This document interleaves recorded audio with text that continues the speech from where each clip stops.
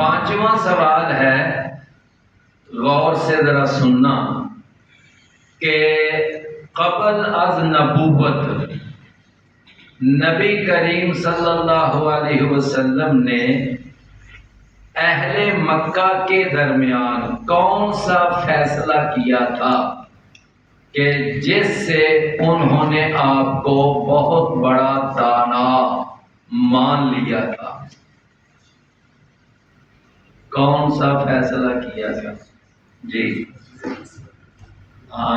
حجر اسود کو اس کی جگہ پر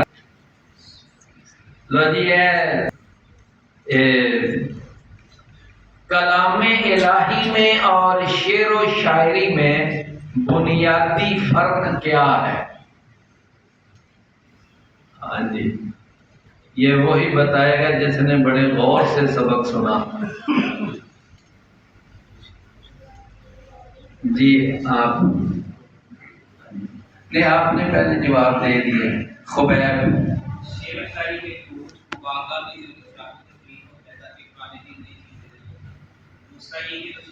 نہیں، بس اتنے میں اور رسول میں کیا فرق ہے؟ شاعر میں اور جی شاعر کی باتوں میں عموماً اختلاف ہوتا ہے، جھوٹ ہوتا ہے، مبالغہ رائی ہوتی ہے، اس پہ عمل کرنا ضروری نہیں ہوتا، جبکہ نبی کی بات میں سچائی ہوتی ہے، اس پہ عمل کرنا ضروری ہے۔ جتنی بڑی لمبی کرنا چاہے کر سکتا اور جتنا چھوٹا کرنا چاہے کر سکتا، جبکہ نبی ایسے نہیں کرتے ہوتا تھا۔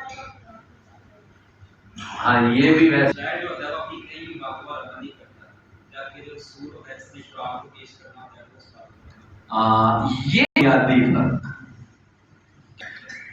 اچھا جی، یہ بتائیں کہ یہ جو ایک نبی صلی اللہ علیہ وسلم نے ایک جملہ بظاہر شعر و شاعری والا کہا تھا، یہ اللہ کے رسول نے کس جنگ میں کہا تھا؟ انا النبی لا کذب انا ابن عبد المطلب، یہ کس جنگ میں آپ نے یہ جملہ کہا تھا؟ جی طارق صاحب، غزوہ حنین میں۔ کرام خندق کھودتے وقت کون سا شعر پڑھ رہے تھے؟ کون سا شعر پڑھ رہے تھے؟ جی کوئی نہیں؟ شعر ہے، نحن الذین بایعوا محمد علی الجہاد ما بقینا۔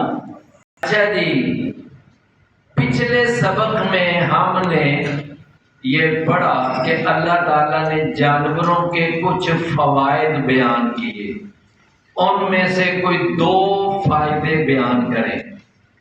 2 فائدے جی۔ ایک ہم ان پر سواری کرتے ہیں، بالکل ٹھیک، اور دوسرے ہم ان کو کھاتے بھی ہیں۔ ان کا گوشت کھاتے ہیں، ماشاء اللہ۔ من نعمرہ، اس کا کیا معنی ہے؟ وَمَن نُعَمِّرْهُ، جی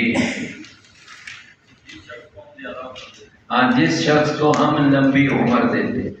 نُنَقِّصُهُ فِي الْخَلْقِ،